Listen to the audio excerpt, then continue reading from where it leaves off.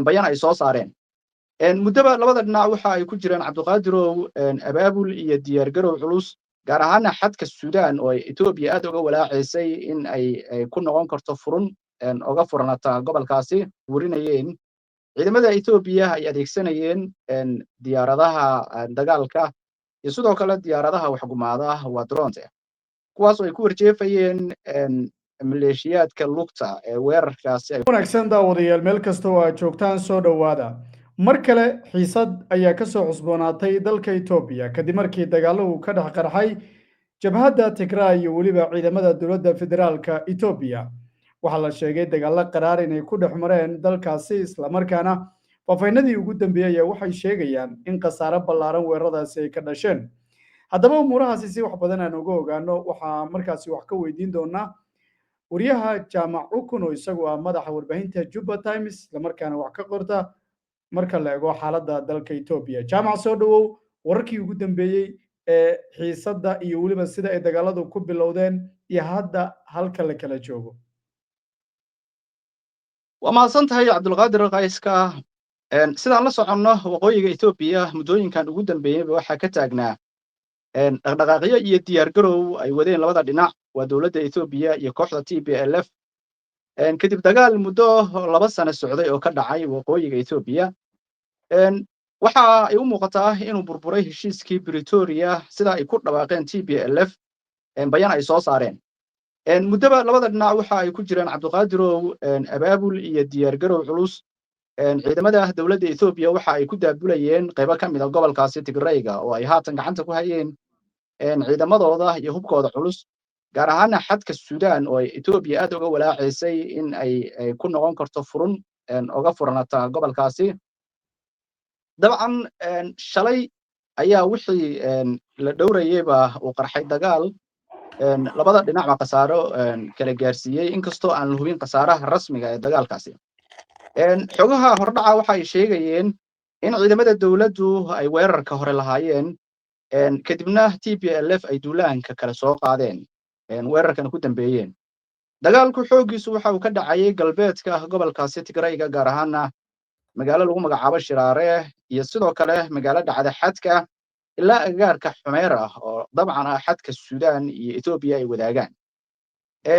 waxa sida warbaahinta maxalliga ah ee gobolkaasi Tigrayga ay warinayeen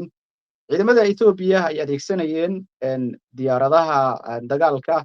iyo sidoo kale diyaaradaha waxgumaada waa droonte kuwaas oo ay ku warjeefayeen maleeshiyaadka lugta ee weerarkaasi ay ku qaadeen ciidamada dowladda xogo iskhilaafsan oo soo baxaya waxa ay sheegayaan cabdiqaadirow ciidamada dowladda Itoobiya oo in muddaba la socday dhaqdhaqaaqa kooxda TPLF ay ka war heleen inay kolonyo ciidan ah saad iyo hub uga soo galaya dhanka iyo dalka Eritrea sidaasina ay weerarka ugu ekeeyeen oo ay ugu qaadeen gobolkaasi marka hadda xaaladdu waxay u muuqataa mid degan maanta walow shalay dagaal aad u culus oo labada dhinac dhex maray TPLF dhankoodu ay ka hadleen bayaano isdaba jooga ayay soo saareen dowladdu weli war murtiyeed rasmi ah kama aysan soo saarin dagaalkaas TPLF waxa ay ku eedeeyeen dowladdu inay burburiyeen heshiiskii Pretoria sidoo kalena ay qaadeen weerar ay ku xasuuqayaan shacabka gobolkaasi Tigrayga sida laga dheehan karo bayaanka ay soo saareen kooxdaasi TPLF waa gartay marba haddii weerarka iyagu ay jabhaddu markaasi ku horeysay sidaad xustayba ciidamada dowladdu maadaama dagaallo ay dhaceen isla markaana iskahorimaadku uu ballaartay saacadana uu socday hadda ma sidaasi ayay u muuqataa xaaladdu inay lagu kala joogayo mise waxaa socota saansaan colaadeed oo mar kale ay dhinacyadu fooda isdarayaan sida muuqata dagaalkaani waa uu kasii ballaaran karaa dagaalkii dhacay 2020 dabcan 2020 ilaa 2022 waxaa socday dagaal 2 sano u dhaxeeyay ciidamada dowladda iyo kooxda TPLF weerarkii hore inkastoo ay lahaayeen kooxda TPLF oo ay ku qaadeen xiradii waqooyiga ee Maqalla waa uu ka khasaaro badan karaa sida ay u diyaar garoobeen labada dhinacba TPLF waxa ay gacan saar la sameysatay Eritrea oo doorkii hore gacan saar la lahayd dowladda Itoobiya hadda dabcan waxa isku haysataa Eritrea Masar iyo Suudaan waxaana u furan xadad kala duwan marka laga reebo xadka Suudaan oo Ethiopia aad ugu mintidayso gacan ku haynteeda si aysan furun kale ugu noqonin laakiin xadka Eritrea dabcan hadda way haystaan TPLF dagaalkani waxa uu muuqdaa dagaal in muddo ah baa la isku hub aruursanayay la isugu diyaar garoobayay dhinacyaduna ay aad isugu diyaar garoobeen hubkoodii iyo ciidankoodina ay isugu geeyeen waxaa intaa dheer Eritrea saraakiil ka socotay iyo ciidan iyo mas'uuliyiin ayaa maanta soo gaartay xadka gudaha gobolkaasi Tigrayga oo dabcan Eritrea iyo Tigraygu waxay wadaagaan xad saraakiishaasi saraakiil ka tirsan TPLF ayaa soo dhaweeyay sida laga dheehan karo muuqaallo iyo warbixino ay tabinayeen warbaahinta taageerta TPLF marka dagaalkani waa uu ka sii adkaan karaa dagaalkii hore maadaama dagaalkii hore uu ku dhacay si kedis ah oo ay kooxda TPLF inkastoo ay muddo 30 sano waddanka ay haysteen oo hubkii waddanka yaalay iyo ciidankii iyo wixii oo dhan ay isku aadisteen haddana dagaalkani kama marna garabeshin ay ka helayaan dawlado markaasi Ethiopia ay cadow isku yihiin sida Masar iyo Eritrea oo hadda u aragtaba fursad ay karkaaraha ku weedaarin karta Abiy Ahmed oo muddo sanad iyo dheeraad uu khilaaf xoogan soo kala dhexgalay marka waa uu ka sii adkaan karaa dagaalkani dagaaladii horay u dhacay ee u dhaxeeyay TPLF iyo ciidamada dawladda Ethiopia doorka marka Eritrea maadaama saraakiil ay soo dirtay cadeymo laga hayo xadgudubna ay ku noqonayso marka la eego siyaasadaha dawladaha iyo waliba markaasi shuruucda u kala yaala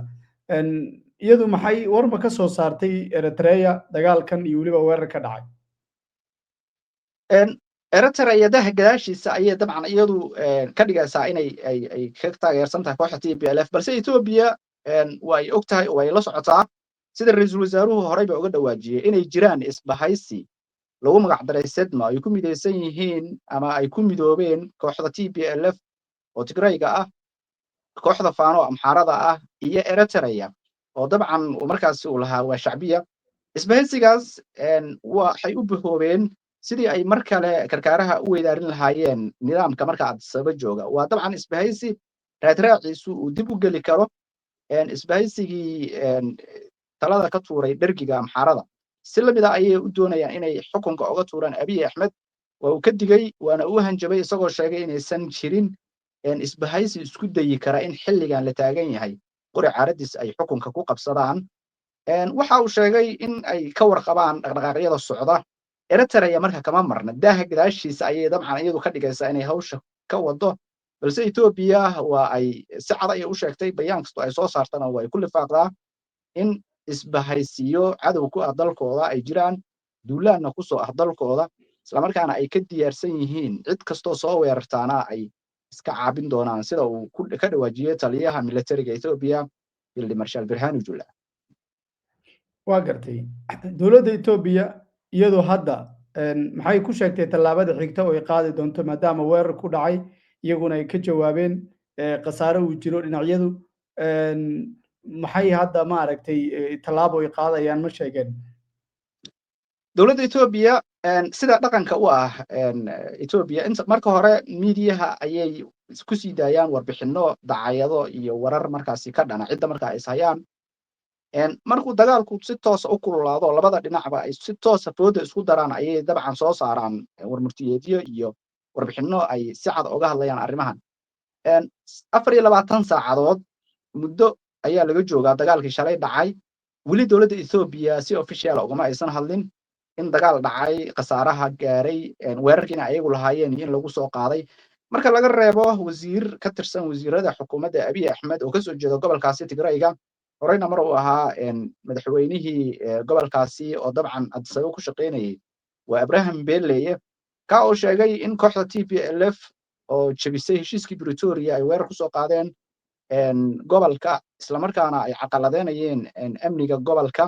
isagoo sheegay uguna baaqay shacabka Tigrayga inay iska qabtaan meelna uga soo wada jeestaan Getachew Reda oo ah la taliyaha ra'iisul wasaaraha arrimaha bariga Afrika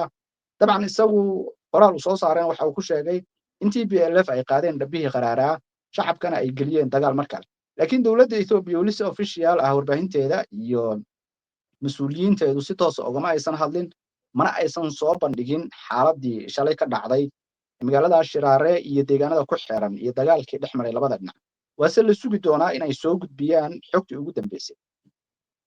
waa gartay goobaha hadda xaaladoodu waa sidee ilaa imise bayna u jirtaa deegaanada xadka ah marka aad sharaxaad ka bixisid marka meesha hadda culayska ugu badan ay saarayso dowladda Ethiopia kuna yato horta dhulkan weerarka uu ka dhacay waxa hadda gacanta ku haya Tigrayga meesha ay ciidamada dowladda Ethiopia ay aadka u doonayaan waa dhinaca xadka Suudaan oo ay adkaysanayaan haddana ay ku sugan yihiin wax Xumeera iyo deegaanada ku xeeran oo dhanka xadka Suudaan ah waxaa jiray ciidamo lagu yeero Army 70 oo ah ciidan aad u tababaran isla markaana TPLF ay u direen Suudaan xagaagii u dhacay dagaalka waqooyi waa ciidan aad u qalabaysan ciidamadaasi ayaa damcay inay dib u soo galaan Ethiopia oo gudaha u soo galaan gobolka Tigrayga si ay u xoojiyaan ciidamadooda ku sugnaa dabcan Ethiopia dhaqdhaqaaqyadaas oo ay ka war heshay ayay iyadoo ka jawaabaysa weerarka u qaaday marka meesha hadda ay ku yato Ethiopia oo ah xadka Suudaan waa meelaha labada dhinacba gacan ku heenteedu ay ku loolamayaan waana meelaha ugu daran oo dagaaladii horena khasaaraha ugu badan uu geystay labada dhinacna kii gacanta ku dhiga uu ka jaangooyn karo guusha dagaalka dabcan dowladda Ethiopia way ku mintideysay oo ilaa haddana gacanta ayada ku haysa TPLF-na way doonayaan inay qabsadaan hadday qabsadaanse waxay jaangooyn kartaa guusha dagaalka marka cidda guuleysanaysa oo dabcan TPLF xadka Suudaan waxa ay ka heli karaan taageero dhinac kasta maadaama Suudaan Eritrea Masar iyo ay iswataan iyaga dhinaca Eritrea way haystaan xadkan kaliya u dhiman waa xadka Suudaan oo ay doonayaan inay soo xirtaan si ay u helaan taageero saad iyo ciidanba oo labada dhinacba ka soo kala geli kara marka dowladda Ethiopia waxa ay ka diriraysaa waa intaas inay xadka xirato oo aysan ka soo gelin ciidan ama aysan uga imaanin wax gurmad ah haddii gudihii dhinacyada ay ka soo xirto ciidankii gudaha ku jiray gurmad dabcan ma helayaan oo way adkaanaysaa inay sii maalmo dirra ama sii bilooyin dirraan sidii dhacday 2020 waa gartay ma hadda ma filashadu maxay tahay ma dagaal guud oo sidoo kale toos ay ugu soo biirto Eritrea mise Eritrea doorkeedii waxay sii ciyaari doontaa daha gadaashiisa Eritrea way bareeri doontaa ciidan baa hadda ka jooga gudaha Ethiopia oo aan wali ka bixin labada dal caadi bay u kala qaateen qaraarad u kala qaateen dagaalkani TPLF dabcan waa soo wakiishay sida muuqata dagaalku uu ka balaaran yahay waa uu ka sii fog yahay Tigrayga iyo Amxaarada waa dagaal ku wajahan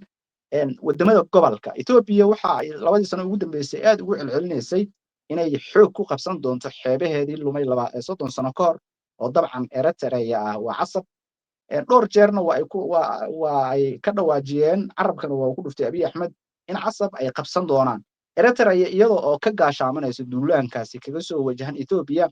ayay gaashaan buraysigan la samaysatay TPLF marka dagaalku waaba ka sii balaaran yahay Tigrayga bilowgiisa hore inuu gobolka Tigrayga ka qarxo ayay noqonaysaa haddii uu gobolka Tigrayga ka qarxo dagaalku waa ka sii balaaranayaa in Eritrea iyo casab la iskula sii dhaadhaco iyo in Addis Ababa la iskula soo dhaadhaco ayay midkood noqon waa gartay isbarbardhigga dagaalka iyo diyaar garowgiisa kii dhacay 2020 marka la barbardhigo waqti xaadirkan ya dirirtu yay kaga balaaran kartaa baa la isleeyahay qayso si weyn maxaa yeelay dagaalkii hore Tigray iyo wuxuu u dhaxeeyay dowladda kan waxa u dhaxeen karaa ama uu haddaba u dhaxeeyaa waa dowladda Ethiopia iyo Eritrea iyo Masar iyo Suudaan oo isku dhinac ah iyo dowladda Ethiopia oo dhinac ah waa uu ka balaaranaya maadaama dagaalku wadan iyo wadan u yahay ma ahan gobol iyo wadan ma ahan dagaalku hadda waa uu ka sii balaaranaya filashada la filayo bilowga ugu horeeya in gobolka Tigray ka qarxo oo la is-ereeriyado dowladda Ethiopia kaga gacan sarreyso waa macquul laakiin dagaalka culeyskiisu waxa la filan karaa in dowladaha Eritrea iyo Ethiopia ay toos ugu bareeri doonaan maalmaha soo socda haddii uu dagaalkani sii xoogeysto aad iyo aad ayaad u mahadsan tahay kaasi waxa uu ahaa madaxa warbaahinta Juba Times jaamaco ku noo isagoo wariye wax ka qora markaasi dhacdooyinka Ethiopia iyo waliba warar kale caalamka isla markaana toos iigu waramayay jaamac aad baad u mahadsan tahay waa kaga mahadcelinayaa warbixintaada iyo waliba markaasi macluumaadka qiimaha badan ee aad nala wadaagtay aad baa u mahadsantahay diga mudan daawadayaal intaan ku kulmi doono barnaamijkan mid lamida waa dhammaantay isku duubanayo idin leh nabadiino